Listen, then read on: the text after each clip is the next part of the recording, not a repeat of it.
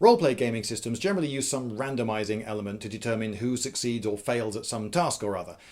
Most of them use dice, which is fine. Dice seem to work fine. Some of them use packs of cards. Recently I played one that used a Jenga tower, which was quite interesting. We were all actually so good at Jenga that all of the college students survived, and we even killed 2 of the werewolves, which is rather against the run of play in the horror genre, I think. But anyway, the tower only fell once when it was knocked over in frustration by the referee. It was quite funny. Anyway, the thing I want to talk to you about today is, what does the die roll actually mean? So I'm going to use dice as my example. Most systems use dice. Now, when we roll dice to decide whether a character succeeds or fails at some task or other, what does that die roll actually represent? What is it telling us? And how should we react to it? How would our characters in the world react to what's just happened?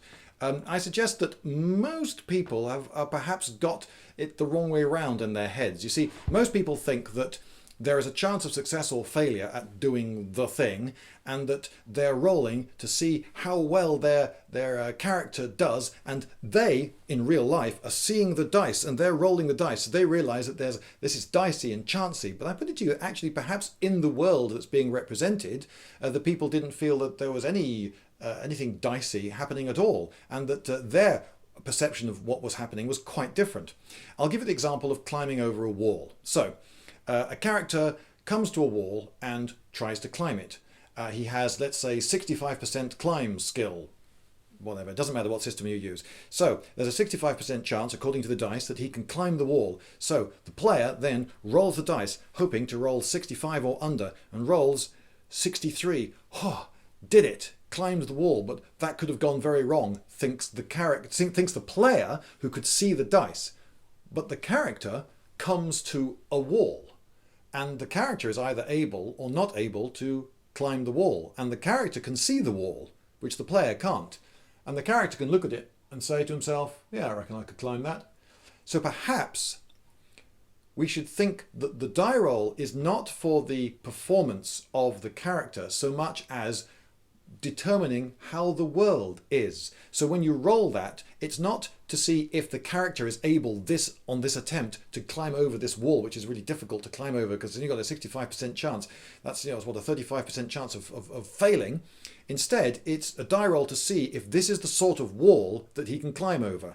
Clunk, he rolls under 65. Yeah, he can climb it. Now you may have some bit of wiggle room near the end. So if you just succeed in some task, you might say that actually you were lucky and that your character's performance did make the difference. But most of the time, and if you make a roll comfortably, I suggest that what it does is it tells us, oh, that is a wall that he can climb. So if you roll comfortably under, let's say you roll 20%, oh, that's miles under 65, he climbs over the wall. Later, when he comes again to that same wall, we know he can climb it.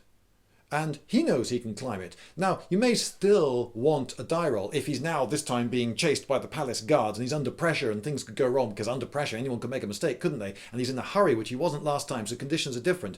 But we do know that he can climb a wall, and even he knows a route up this particular wall because he's climbed it and he's probably going to remember how he did it last time. So I would give an enormous bonus to someone repeating a task that he's already succeeded, unless perhaps he only succeeded by a hair's breadth.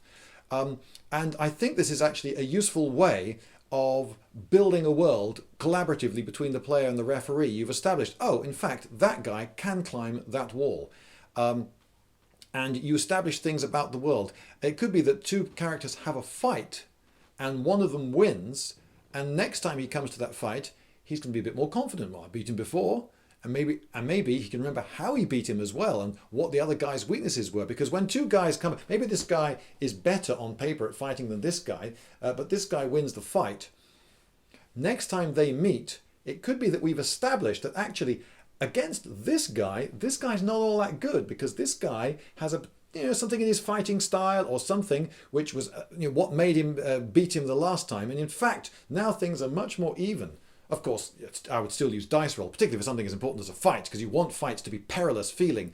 But if you think of die rolls as creating the world rather than merely representing the temporary performance that we as players are aware of, because we are rolling dice, we are aware of these dice being rolled, but in fact, perhaps he just walked up and, yeah, I can climb that.